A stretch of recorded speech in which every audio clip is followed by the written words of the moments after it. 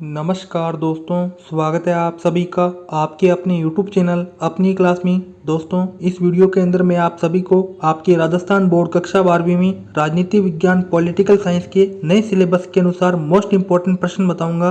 दोस्तों, आप मेरा विश्वास कीजिए, मैं आपसे 100% गारंटी लेकर कहता हूं कि इस पेपर के जो प्रश्न हैं आपको वही सेम टू सेम प्रश्न आपको आपके पॉलिटिकल साइंस के पेपर में देखने को मिलेंगे। तो आप देख सकते हैं इस पेपर में ऊपर ही ऊपर लिखा हुआ है राजनीति विज्ञान, उसके नीचे लिखा हुआ है खंड ए। दोस्तों, तो खंड ए का जो पहला प्रश्न है इसमें पूछा गया है न्याय की निष्पक्षता को राज्य व्यवस्था की आधारभूत प्रवृत्ति किसने माना। दोस्तों, तो न्याय की निष्पक्षता को राज्य व्यवस्था की जो आधारभूत प्रवृत्ति माना है वो माना है मनु व कौटिल्य ने। यानी कि दोस्तों पहले का करेक्ट आंसर होगा ऑप्शन नंबर सी। तो इसी के आगे हमारे पास में दूसरा प्रश्न पूछा गया है लैटिन भाषा के शब्द लेजिटिमस का अर्थ क्या है। तो दोस्तों लेजिटिमस है उसका अर्थ होता है लॉफुल।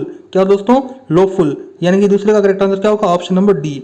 तो आगे हमारे पास में तीसरा प्रश्न पूछा गया है सामाजिक समानता को स्पष्ट करने वाला कौन सा युग्म सही है। तो दोस्तों सामाजिक समानता है उससे क्या होता है कि किसी व्यक्ति को विकास के समान अवसर मिलते हैं। यानी कि दोस्तों पहला कथन क्या है? बिल्कुल सही है। उसी प्रकार से सामाजिक समानता बिना भेदभाव के कानूनी संरक्षण देती है। यानी कि दूसरा कथन है वो भी सही होगा। इसी प्रकार से तीसरा कथन है सामाजिक समानता समाज के सभी नागरिकों की समान आय देती है। नहीं दोस्तों, सामाजिक समानता है वो समाज के सभी नागरिकों को समान आय नहीं देती है, अलग अलग व्यक्तियों की अलग अलग आय होती है। दोस्तों इस प्रकार से ये क्या है? तीसरा कथन क्या है? बिल्कुल गलत होगा। आगे बढ़ते हैं। चौथा कथन सामाजिक समानता जातीय आधार पर भेदभाव की समाप्ति करती है। जी हाँ दोस्तों, ये पहला, दूसरा और चौथा ये कथन क्या है? सामाजिक समानता को स्पष्ट करते हैं। यानी कि दोस्तों तीसरे का करेक्ट आंसर क्या होगा? ऑप्शन नंबर सी।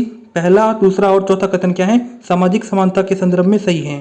दोस्तों, तो आगे हमारे पास में चौथा प्रश्न पूछा गया है कौन सा विचार स्वतंत्रता का मूल मंत्र माना जाता है। तो दोस्तों स्वतंत्रता का जो मूल मंत्र होता है वो होता है विधि का शासन। यानी कि चौथे का करेक्ट आंसर होगा ऑप्शन नंबर डी। दोस्तों, तो अब हम आगे देखते हैं। हमारे पास में पांचवा प्रश्न पूछा गया है किस देश के नागरिकों को समानता मौलिक अधिकार के रूप में प्राप्त है। तो दोस्तों वो जो देश है वो है भारत। यहाँ के जितने भी नागरिक हैं उनको जो समानता है वो मौलिक अधिकार के रूप में प्राप्त है। यानी कि पांचवा का करेक्ट आंसर होगा ऑप्शन नंबर ए। तो आप आगे देख सकते हैं हमारे पास में इसी के आगे छठा प्रश्न पूछा गया है राजस्थान से राज्यसभा के लिए अधिकतम कितने सदस्य निर्वाचित हो सकते हैं। तो दोस्तों राजस्थान की जो राज्यसभा है उसमें जो अधिकतम सदस्य हैं वो हैं 10।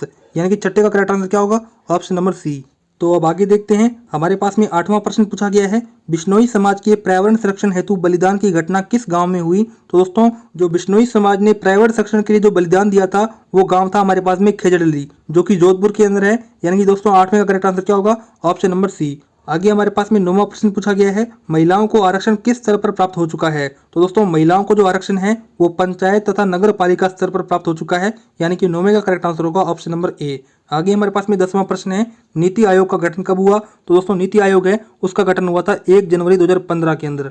दोस्तों अब तक हमने इस पेपर के अंदर जो वस्तुनिष्ठ प्रश्न है वो देखे थे, जिसमें आपको 4 ऑप्शन दिए हुए थे ABCD। आपको बताना था कि कौन सा ऑप्शन है वो करेक्ट होगा। लेकिन अब हम अति लघुतरात्मक प्रश्न देखने जा रहे हैं। तो आप देख सकते हैं दूसरा जो अति लघुतरात्मक प्रश्न है इसमें कहा गया है अधिकतम लोगों का अधिकतम सुख को ही न्याय का मूल मंत्र किसने माना है।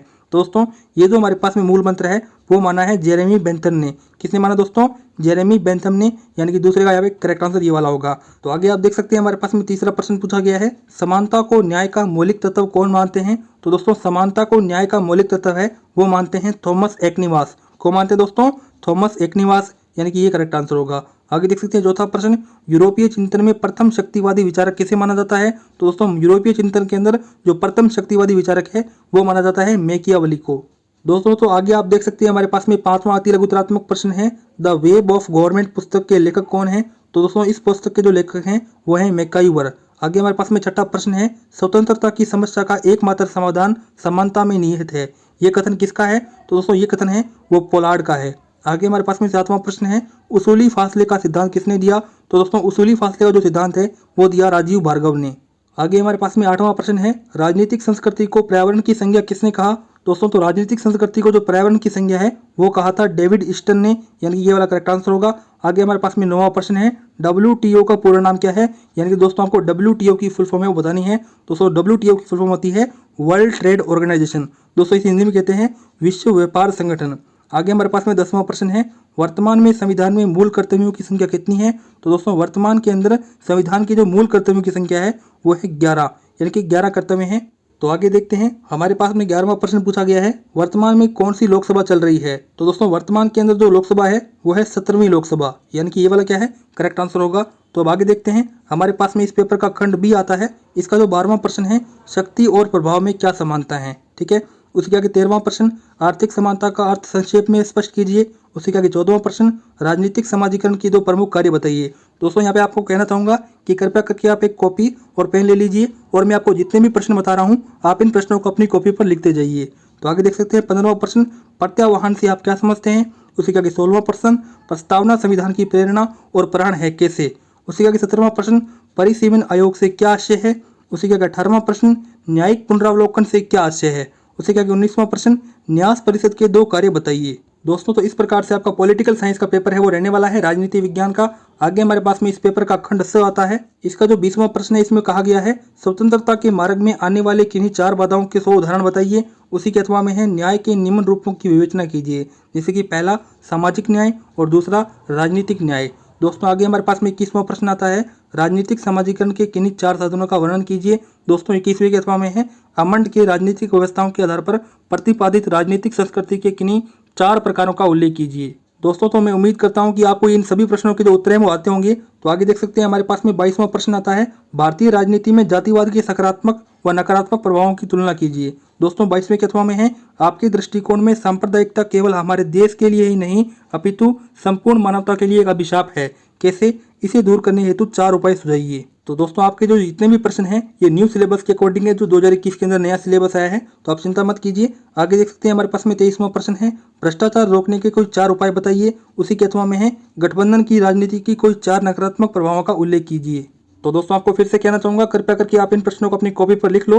तो आगे देख सकते हैं, हमारे पास में इस पेपर का खंड डी आता है। इसका जो 24वां प्रश्न है, इसमें आपको पर्यावरण जागरूकता संबंधी महत्वपूर्ण दिवस को सुमेलित कर तालिका बनाइए, जैसे कि पहला वन महोत्सव, जिसमें आपको बताना है कि वन महोत्सव कब मनाया जाता है। उसी का दूसरा विश्व जल दिवस, तीसरा विश्व पर्यावरण दिवस, चौथा ओजोन दिवस और 5वां पृथ्वी दिवस। तो दोस्तों आप आसानी से बता सकते हो, आपको यहाँ पे क्या करना है, मिलान करना है। दोस्तों 24वें के अथवा में है, संयुक्त राष्ट्र संघ के जलवायु परिवर्तन सम्मेलन 2015 पेरिस समझौते की व्याख्या कीजिए। आगे हमारे पास में 25वां प्रश्न है, भारतीय संविधान की प्रमुख विशेषताओं की व्याख्या कीजिए। 25वें के अथवा में है, भारत के संविधान की प्रस्तावना का अर्थ स्पष्ट करते हुए इसके मुख्य तत्वों की विवेचना कीजिए। दोस्तों आगे हमारे पास में 26वां प्रश्न है, भारतीय संसद के गठन और उसकी संरचना को स्पष्ट कीजिए। दोस्तों 26वें के अथवा में है, सर्वोच्च न्यायालय के अधिकारों एवं शक्तियों की व्याख्या कीजिए। तो दोस्तों इस प्रकार से हमारा पॉलिटिकल साइंस का पेपर रहने वाला है, राजस्थान बोर्ड कक्षा 12वीं का। आगे देख सकते हैं, हमारे पास में 27वां प्रश्न है, राष्ट्रीय भारत परिवर्तन संस्थान नीति आयोग के गठन एवं उद्देश्यों की विवेचना कीजिए। दोस्तों 27वें के अथवा में है, सामाजिक आंदोलन का अर्थ स्पष्ट करते हुए भारत में नव सामाजिक आंदोलन की श्रेणी विभाजन का वर्णन कीजिए। आगे हमारे पास में इस पेपर का 28वां प्रश्न है, भारत की विदेश नीति की प्रमुख विशेषताओं की व्याख्या कीजिए। दोस्तों 28वें के अथवा में है, अंतर्राष्ट्रीय न्यायालय की संरचना, शक्तियों और क्षेत्राधिकारों का वर्णन कीजिए। दोस्तों तो इस प्रकार से मैंने आपको इस वीडियो के अंदर आपके राजस्थान बोर्ड कक्षा 12वीं में जो पॉलिटिकल साइंस राजनीति विज्ञान का पेपर होने वाला है उसके नए सिलेबस के अनुसार मोस्ट इंपोर्टेंट प्रश्न बताए। दोस्तों मैं आपसे 100% शर्त लगाकर कहता हूं कि आपके पॉलिटिकल साइंस में आपको यही प्रश्न देखने को मिलेंगे। तो अपने एग्जाम को देने से पहले आप कृपया करके इन प्रश्नों को जरूर पढ़कर जाना। और दोस्तों साथ ही आपको मैंने छोटे छोटे प्रश्नों के उत्तर हैं वो तो बता दिए हैं, लेकिन जो हमारे पास में बड़े बड़े प्रश्न हैं इन प्रश्नों के जो उत्तर हैं वो आप खुद हल करने का प्रयास करना। दोस्तों इससे आपकी प्रैक्टिस है वो बहुत ही अच्छी हो जाएगी। तो दोस्तों इस वीडियो में तो इतनी जानकारी थी, अब मिलता है किसी अन्य वीडियो में, तब तक के लिए जय हिंद, जय भारत।